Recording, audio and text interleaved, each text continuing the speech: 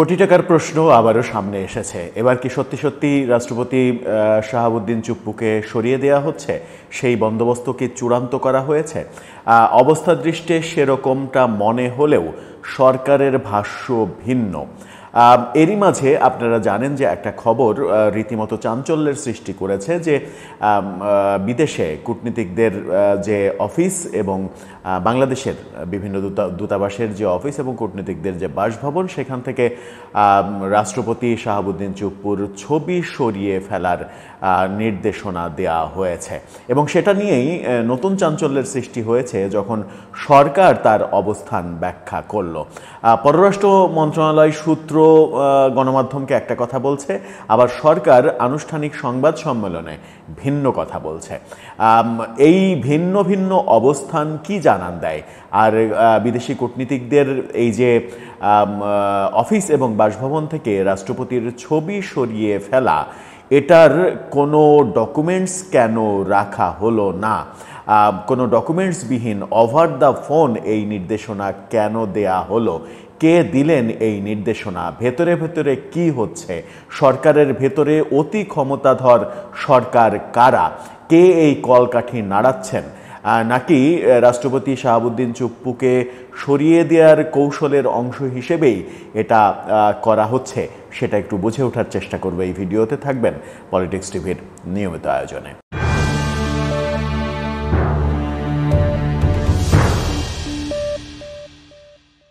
দর্শক, বলছিলাম বিদেশি কূটনৈতিক মিশনে রাষ্ট্রপতি শাহাবুদ্দিন চুপ্পুর ছবি সরানো, কূটনীতিকদের বাসভবন থেকে ছবি সরানো, এরকম নির্দেশনা পররাষ্ট্র মন্ত্রণালয় থেকে গিয়েছে। পররাষ্ট্র মন্ত্রণালয়ের বিভিন্ন সূত্রও গণমাধ্যমে ইতিমধ্যেই সেটা স্বীকার করেছে যে এরকম নির্দেশনা দেয়া হয়েছে।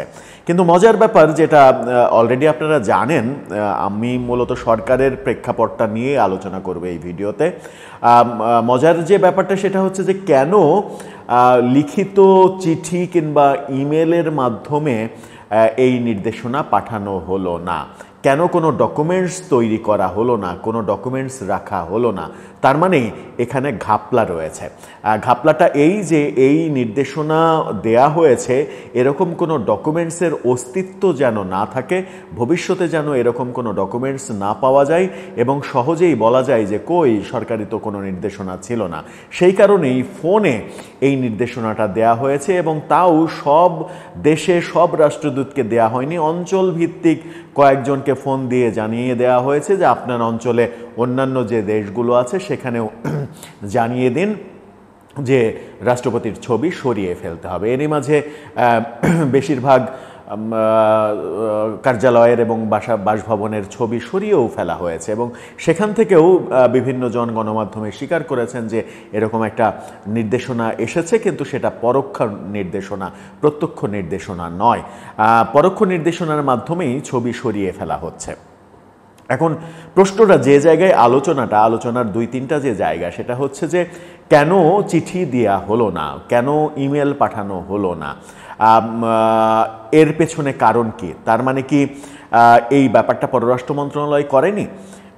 তার মানে কি এই ব্যাপারটা সরকারের যথাযথ কর্তৃপক্ষ করেনি? এই প্রশ্নটা আসবে। তাহলে কে করেছে? গণমাধ্যমের বিভিন্ন সূত্রের বরাত দিয়ে এটুকু নিশ্চিত করতে পারি যে এই মুহূর্তে পররাষ্ট্র উপদেষ্টা অসুস্থ হয়ে চিকিৎসা নিচ্ছেন। সুতরাং তিনি যে এটা করেননি, তিনি যে এই নির্দেশনা দেননি, এটা নিশ্চিত। তাহলে পররাষ্ট্র মন্ত্রণালয়ের এই কাজ কে করেছে? নাকি পররাষ্ট্র মন্ত্রণালয়ের এই কাজ অতি শক্তিধর হয়ে ওঠা নিরাপত্তা উপদেষ্টা ডক্টর খলিলুর রহমান করেছেন?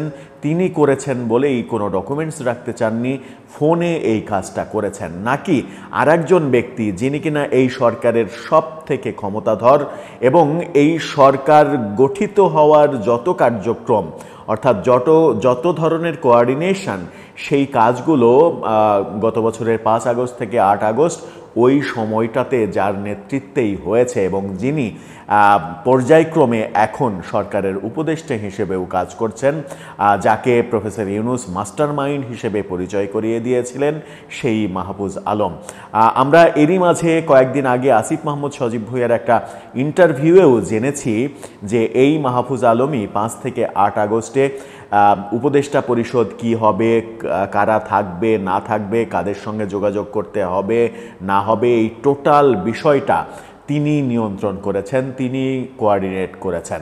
সুতরাং এই উপদেষ্টা পরিষদে ধরে নেওয়াই যায় যে সব থেকে বেশি ক্ষমতাধর ব্যক্তি হচ্ছে এই মাহফুজ আলম। তিনি করলেন কি এই কাজটা? যেই করে থাকুক পেছনের উদ্দেশ্য কি? আবার কোনো মানে বরাত দিয়ে পররাষ্ট্র মন্ত্রণালয় সূত্র অবশ্য স্বীকার করছে যে এরকম একটা নির্দেশনা দেয়া হয়েছে, কিন্তু নির্দেশনা কে দিয়েছে? পররাষ্ট্র উপদেষ্টা তো অসুস্থ, তাহলে তিনি কিভাবে এই নির্দেশনা দেন? তার নির্দেশনা অনুযায়ী তো মন্ত্রণালয় থেকে নির্দেশনা যাবে, নাকি অসুস্থ হয়ে বিছানায় শুয়ে থেকে তিনি ফোনে ফোনে এই কাজটা করেছেন? সেটা একটা গুরুত্বপূর্ণ বিষয়। এরই আলোচনা যখন হচ্ছে তখন মজার ব্যাপার যেটা সব থেকে গুরুত্বপূর্ণ সেটা হচ্ছে যে সরকারের পক্ষ থেকে এটা অস্বীকার করা হয়েছে। সরকারের মুখপাত্র হিসেবে সরকারের বিভিন্ন বিষয় নিয়ে আজকে গণমাধ্যমের মুখোমুখি হয়েছিলেন পরিবেশ উপদেষ্টা রেজওয়ানা হাসান। তিনি বলেছেন যে এই ধরনের কোনো আলাপ উপদেষ্টা পরিষদে হয়নি রাষ্ট্রপতির ছবি সরানোর ব্যাপারে, কিংবা আমার এই ব্যাপারে কোনো কিছু জানা নেই, সরকারের মধ্যে এটা নিয়ে কখনো আলোচনা হয়নি। সুতরাং এই ধরনের নির্দেশনা যাওয়ার কথা নয়, গেলেও আমি জানি না। তার মানে এত গুরুত্বপূর্ণ একটা বিষয়, রাষ্ট্রপতির ছবি সরানো হবে বিভিন্ন দূতাবাস থেকে, বিদেশি কোনো জায়গায় রাষ্ট্রপতির ছবি থাকবে না, সেই ব্যাপারটা উপদেষ্টা পরিষদে আলোচনা হবে না, কিংবা উপদেষ্টারা কেউ জানবেন না, ঘটনাটা ঘটে যাবে।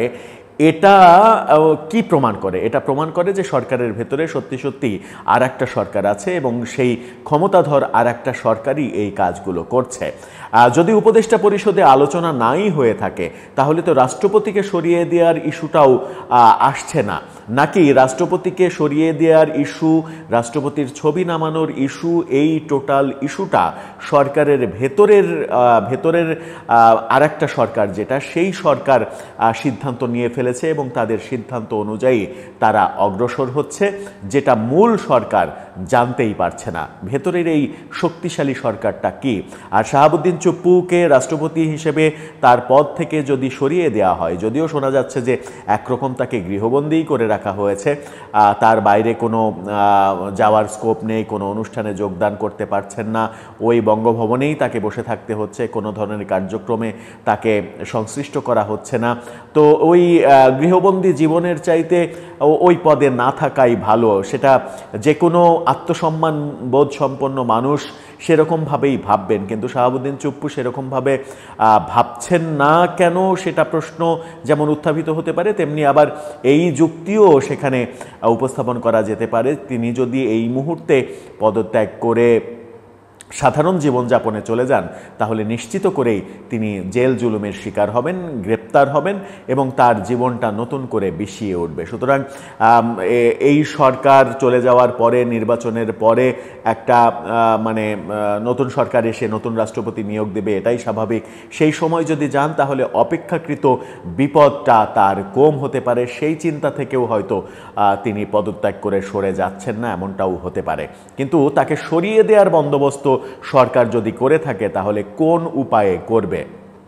সরকারের হাতে কোনো ধরনের সাংবিধানিক ওয়ে নেই যে ওয়েতে তারা রাষ্ট্রপতিকে সরিয়ে দিতে পারে, যদি রাষ্ট্রপতি নিজ থেকে পদত্যাগ না করেন। আরেকটা কাজ করা যেতে পারে, রাষ্ট্রপতিকে বাধ্য করা যেতে পারে যে আপনি এই পদত্যাগপত্রে স্বাক্ষর করেন, তা না হলে আপনার বিপদ আছে।